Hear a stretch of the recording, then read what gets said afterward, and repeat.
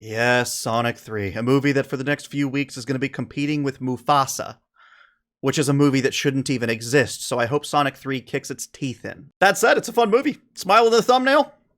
About how I felt by the end. Jim Carrey does a freaking amazing job as Robotnik.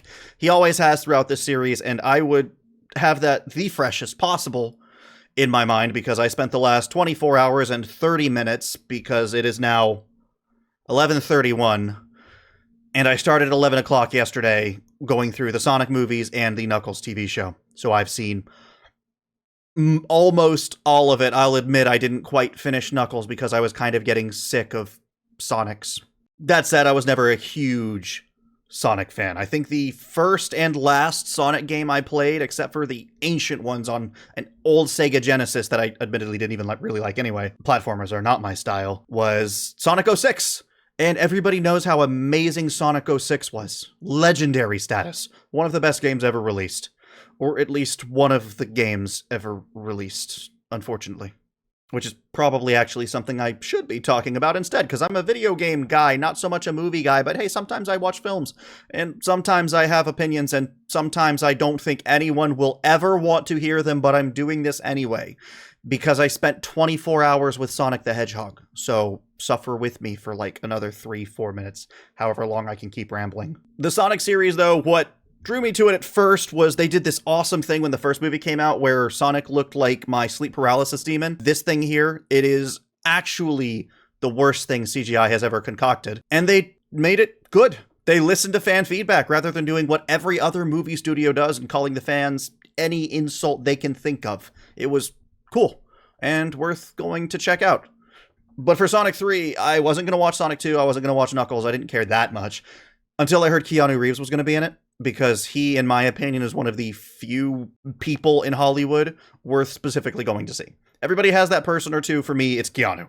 He just seems like a wholesome, awesome person anytime I see anything about him. And also, he's Johnny Silverhand, and I have put a frankly embarrassing amount of time into Cyberpunk 2077. Idris Elba is also in Cyberpunk Phantom Liberty, but he plays Knuckles, which I didn't know, or I probably would have watched Sonic 2 and the Knuckles series sooner, because he's also awesome. And both of them put in good performances. Not that the script requires much of Knuckles other than to go, no, and much of Shadow other than to go, Keanu! Well, no, he actually doesn't do that in this, but he's edgy, and Keanu Reeves is one of the edgiest people out there. You've seen Johnny Silverhand, you've seen John Wick, probably. He's just those, but a, goth hedgehog. And the movie looks great. There were a couple times where we get Jim Carrey up against a green screen, and I'm like, you cut some corners there, didn't you? But otherwise, the movie looks really, really good and probably has the closest thing we're ever going to get to a Super Saiyan battle in live action because Hollywood just cannot do Dragon Ball. But, we got Super Sonic and Super Shadow, which I